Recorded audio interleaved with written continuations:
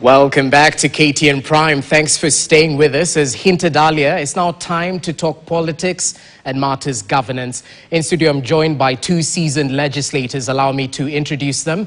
I'm first of all joined by Kadhiani Member of Parliament, Robert Mbui. It's a pleasure to have you with us. Asante sana for honoring the invite.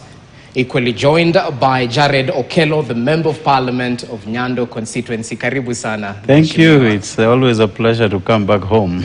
Welcome home. Thank you. You. So much to talk about, and I'd like us to evaluate a couple of issues from the strategies that are put in place ahead of the November 27th by-election in various areas across the country. We've seen joint candidature strategy by members of the United Opposition and equally members of the Kenya Kwanza administration and in extension the ODM party. Not just that, ODM is living in a post-Raila reality. How are things shaping out? What's the way forward as we move on to the 2027 general election? And equally, we have to ask, what is the mechanism by the United Opposition to pick a presidential candidate to face off against President William Ruto? So we'll be talking about these things and others. Allow us to just canvass what has been playing out in the political landscape briefly after the passing on of Raila Odinga, which has left an absence. He was a man who embodied the struggle for democracy, justice, and reform.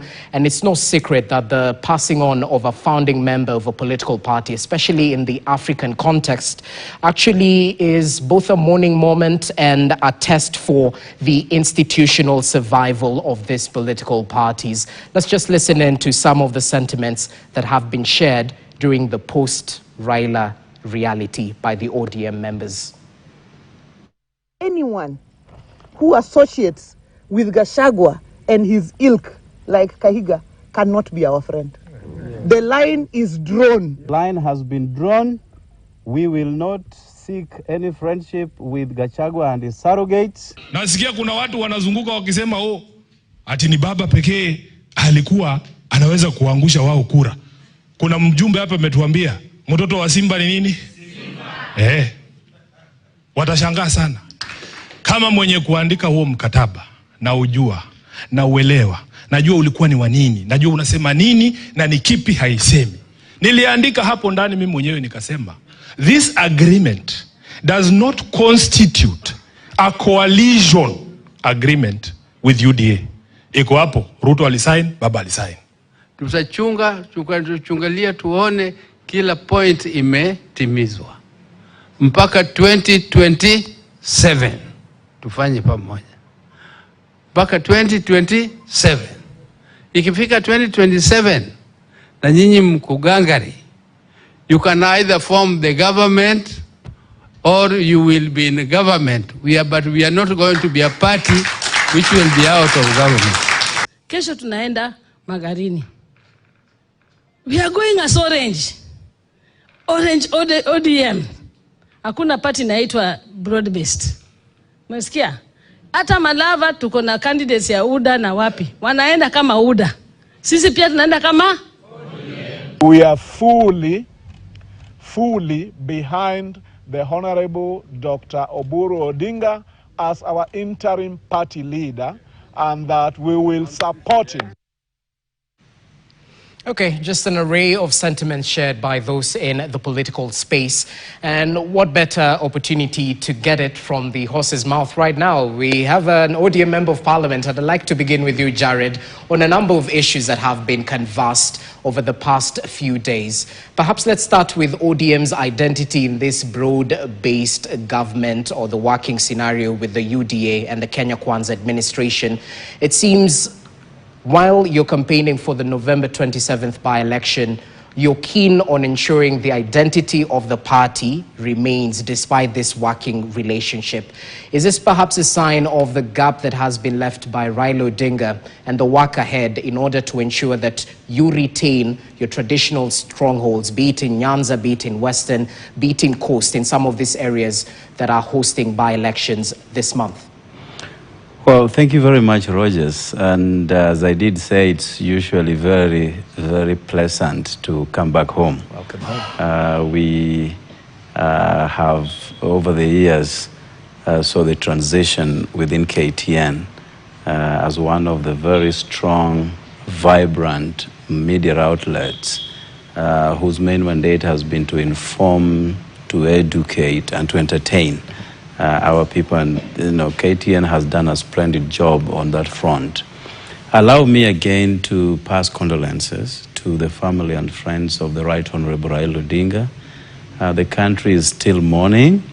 Traditionally, we are used to funerals that take protracted amount of time before somebody is interred. This 72 hours is a new phenomenon, much less coming from a person who was, by our standards, larger than life. We had expected that we were going to mourn Baba for 2 months before taking his remains 6 feet deep down the ground. However, that was his choice, and as the family of Odingas, the ODM family and the Republic of Kenya, we had no choice but to respect that kind of will that was unveiled to us by his lawyer. ODM, as a political outfit, as you are aware, will be celebrating its 20 years anniversary in Mombasa. Baba, before he passed, had organized for this celebration to take shape in Mombasa for 3 days, where various activities were to precede the main anniversary. And he, even while talking to many from India, where he was very optimistic of coming back home on the 15th of October, had always indicated that that celebration must be given the prominence that is necessary for that political movement. That Baba, sacrificed his sweat and blood to build and to make a voice that represents the people in this republic.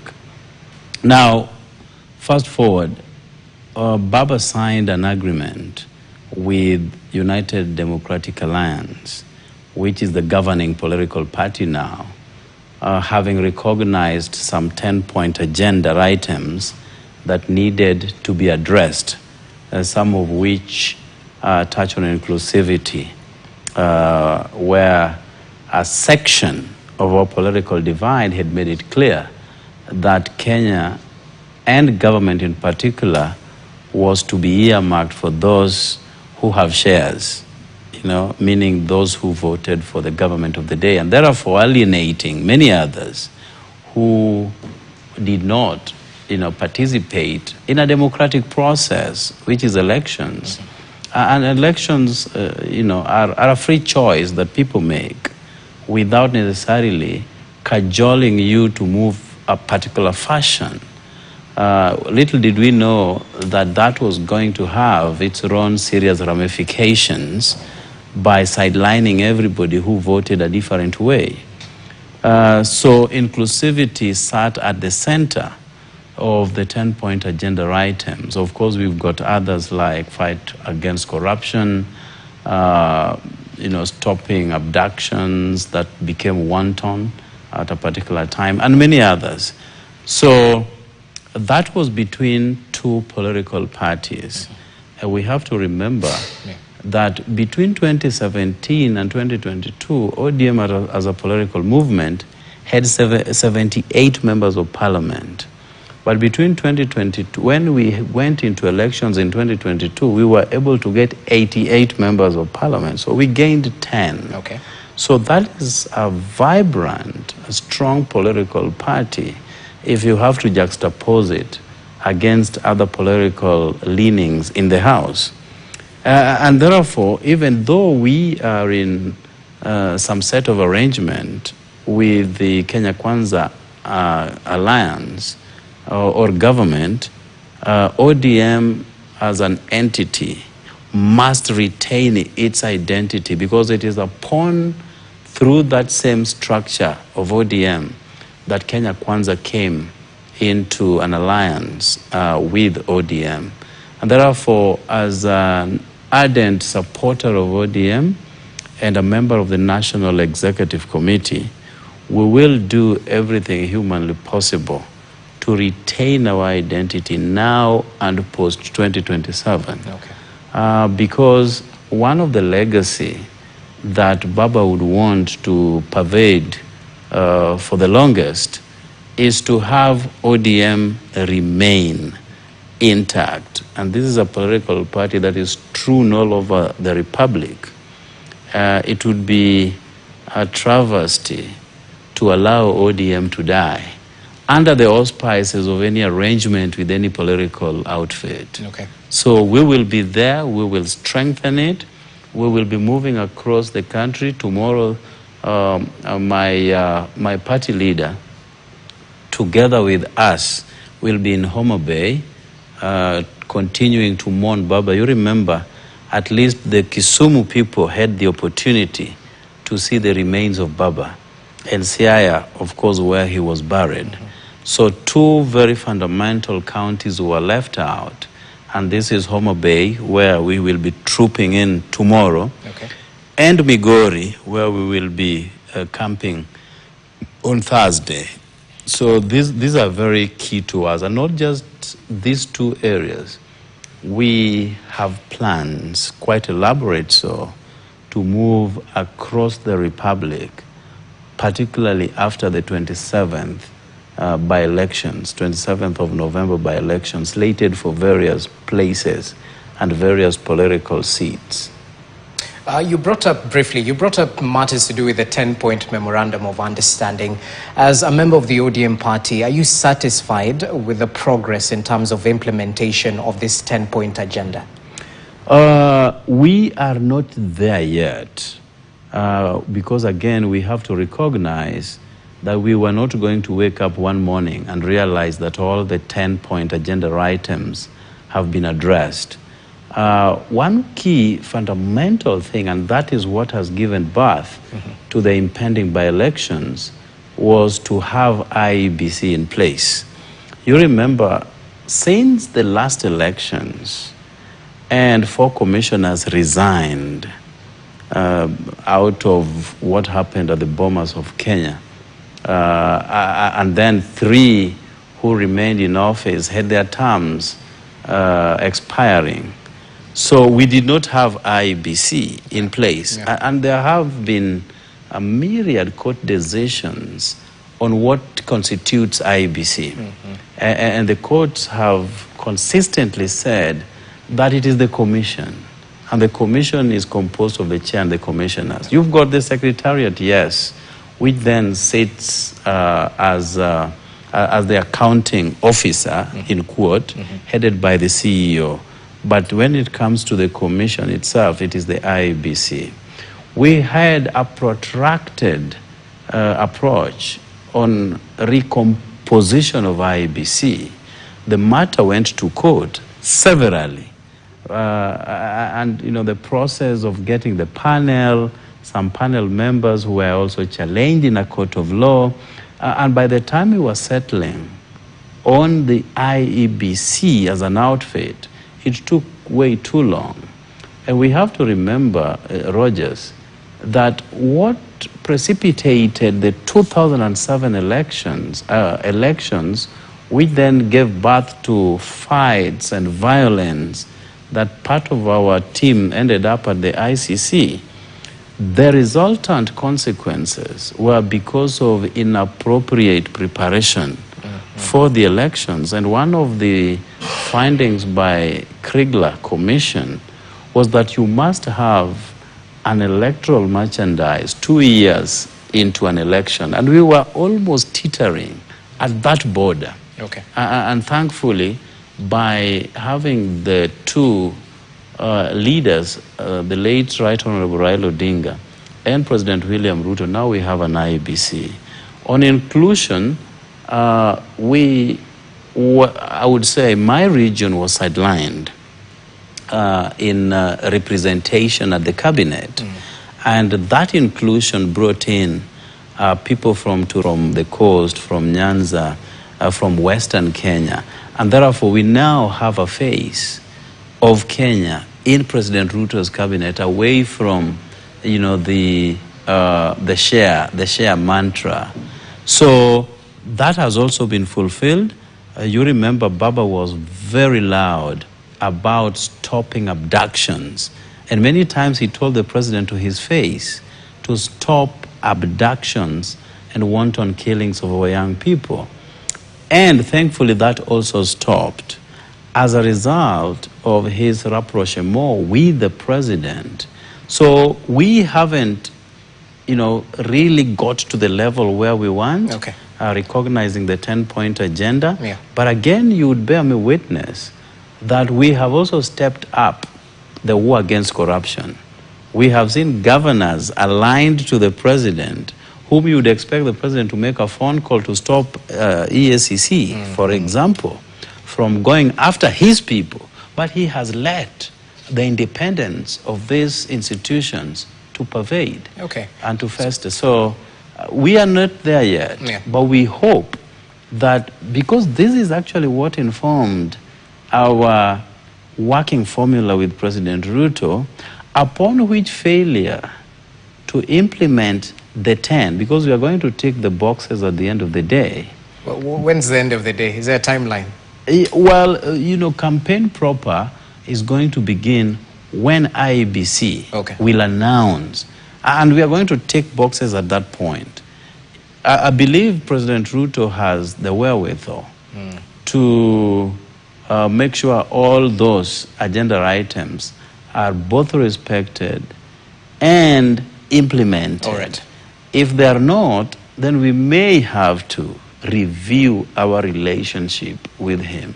But this is what has informed our working with him between now and 2027. You may or you shall. Anyway, we'll get to that later on. Let's hear from the Kathiani Member of Parliament, Mbui. A lot has been said about ODM's strategy to retain its perceived traditional strongholds.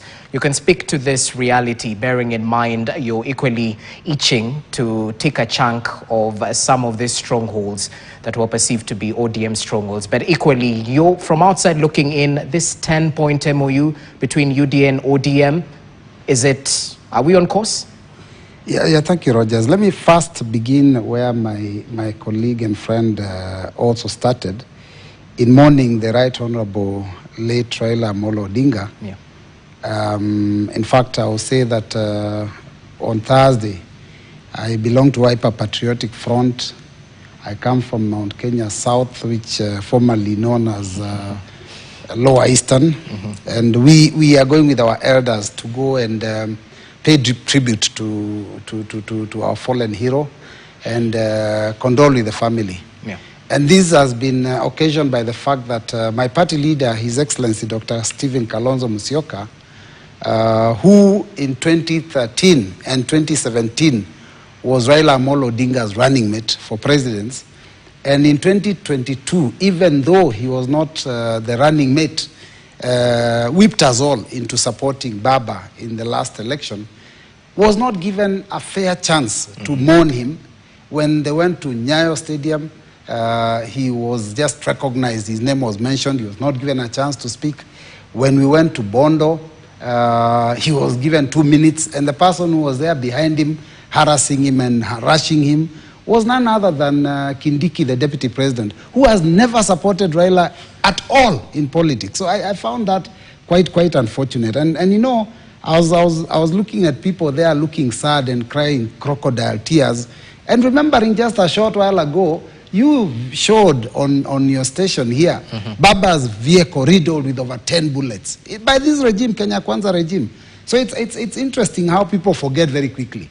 And I'll tell you, the struggle continues, because even before Baba's body was buried, when Baba had rested, they shot our youth in the stadium. I mean, this regime is completely out of order. Now, I don't know how the relationship of ODM and Kenya Kwanza will proceed, considering that, every step of the way, I think the Kenya Kwanza regime is bungling it, because shooting mourners in Baba's, at the stadium before burying Baba was already an insult to his legacy. This is a this is a leader who stood for human rights and believed in the rule of law. And this is a regime that says, shoot them on the leg, you know. So people are being shot on the leg before Baba was even buried. I don't know how ODM will reconcile with that kind of relationship. This is a regime that is going around the country. Instead of doing development in the right structured manner, they are going out dishing handouts. Voter bribery, both at State House and in funny harambes. They are calling some of them empowerment for women, empowerment for the youth. You know, so they are dishing out money, small monies all over the place to try and convince voters that they should be given another term. These are the things Baba spoke against, and these are the things that some of us have picked up. After Baba rested, careless talk has been around. We had some leader from Nyeri who said some very, unacceptable things when he said, it's like it's God's will and almost celebrating. But then strangely, Rogers, I'll tell you that none other than the president has also seemed to celebrate the death of Raila. When he said that the only person who would have been a problem and a challenge in the next election is Raila. And so obviously, he's not there. So that means it's an advantage to him. What kind of leader speaks about such things? Why would you say that? And I've seen clips where he was even saying, I'll take Raila back to Bondo and he'll not even know. And I'm asking myself, what? Why would you make certain comments of this nature? And you're a leader, a national leader. So people have to be careful the things they say about each other, because you never know about tomorrow. And some of these things, it's not us who do them. But let me say that I think from where I sit, Oburu, Raila himself, and Sifuna are speaking the same language, which is a language that says that we have an agreement, but we are not bound by it. We have an agreement, and this agreement basically is just a guideline on how we can relate in the short term, not the long term. And so some members of ODM have misinterpreted. We've all had Baba. Baba, the last time he was in public was in a meeting with his members, and he said, "Who told you that we are going into the next election supporting, UDA? Who tells you that ODM is not going to have a presidential candidate?" Those are his last words. But everybody wants to interpret them because there are some experts in the regime that want to continue earning a salary. So they say, no, Baba said we are going to go 2-term, I don't know, 3-term. But I'm listening to Oburu, and Oburu is making a lot of sense. Sifuna is making a lot of sense. They're saying we had an agreement to pacify the nation and make sure that we get some things done for our people.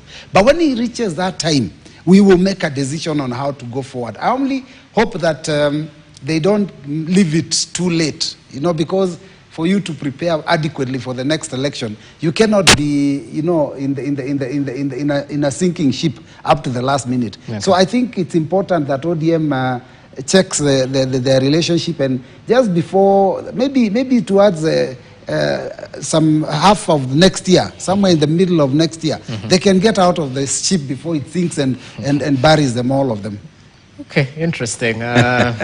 Okello, perhaps a chance of rebuttal, because at the end of the day, we've definitely had a lot from the ODM hierarchy. The dailies have posted matters to do with deputy president or nothing, We've definitely had on matters to do with anticipating a working relationship post-2027.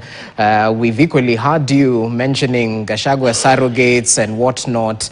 You won't be seeking political friendships with such. So 2027, is it given, or are you firmly within broad-based? What's next saying? Well, let me firstly put the Gachagua and surrogates into context. Just when we had that presser in Kisumu, it followed a previous day's very absurd pronouncement by the governor for Nyeri in a funeral in Nyeri, which has been ably put by my brother, Honorable Mbui, who was celebrating the death of Baba, even by invoking the name of God, that God may have answered their prayers. But you have to also remember that 2 months ago, we had one particular woman representative from Mount Kenya who said that they are praying that Baba would rest so that he does not become a beneficiary of all successive regimes. And she really took a swipe at Honorable Mbadi being at Treasury and Honorable Opiyo Wandayi being in charge of energy and petroleum into this government that they never voted for. So that was before, way before Baba fell ill. But then Baba, falls ill and passes on in India, and Kahiga comes out to make that very unfortunate pronouncement. His pronouncement to me did not matter much. Okay. His, consequential apology also doesn't make much hay to me. But the mere fact that even as he was speaking, people were cheering him on in that particular funeral. Ordinarily, firstly, stemming from our African culture, you cannot celebrate death. Even for your fiercest critic, your worst enemy would be dead. But when it comes to death, in Africa, everybody then expresses empathy about that particular death. Okay. But for that huge crowd attending a funeral to celebrate and to cheer Governor Kahiga as he threw epithets to the dead, I think speaks a lot more than just his words as an individual and his attendant apology thereafter. But Baba was larger than life in many fronts. He had a way of forgiving even his worst of enemies on earth. You remember, whereas people say the only election that Baba won fair and square was 2007, and that therefore precipitated a swearing in dead in the night by the late former president Mwai Kibaki. But still, Baba reached out to Kibaki and they found a working formula. They had a very, very fierce war with Uhuru Kenyatta that led to the elections of 2013. And we went to court with 800-paged evidence to present before Justice Willie Mutunga's Supreme Court. Yeah. Now, that evidence was thrown out by Willie Mutunga on technicalities, and as a result, we lost both at the Supreme Court and from the IBC pronouncement, and Uhuru Kenyatta became president. Okay. In 2017, Baba went into election. We believe he won. The matter went before the Supreme Court, and for the first time, that election was vitiated by the Supreme Court. Of course, a repeat was ordered, which Baba refused to participate because the ground refused to be level for everybody to participate in. But with all that, Baba still reached out to Uhuru Kenyatta under the handshake and worked together with him. President Ruto and the elections of 2022, everybody knows what transpired, but still that never stopped him from working with President Ruto. So Baba had a bigger heart than most of us. There are certain things that happened to him, including incarceration for 9 years in the 80s and 90s. Yes. But when he came out, he reached out to President Moi, and they worked together. So if Baba was alive, this Kahiga pronouncement would not have disturbed him. Yeah, but it disturbs some of us. Because how on earth would somebody celebrate death? Yeah, it's un-African, Very and it has un-African, been very castigated unpalatable. across the political divide, including with members of the opposition. So you can't rule out seeking friendship with Gachagua if you're borrowing from Baba's political doctrine. You never know, right? Yeah, you just never know Okay. what happens in politics. But Yes. then history becomes an integral part of informing your next course of action. All right. We've worked very well with part of his team, and this is Honorable Kalonzo Musyoka, successively over the years. And I do not foresee, I don't really doubt the mere fact that Kalonzo would also reach out to President Ruto so that we form a formidable force getting into 2027. Interesting. Let's take a short break. The bills have to be paid. As we come back, we'll put Robert Mbui to task on some of the pronouncements that have been mentioned by Jared Okello, even as we evaluate the test of unity within the united opposition. They've mentioned they have a matrix in place to find a single candidate to face off against President William Ruto. What exactly does it entail? This and much more after the break. Keep it KTN Prime.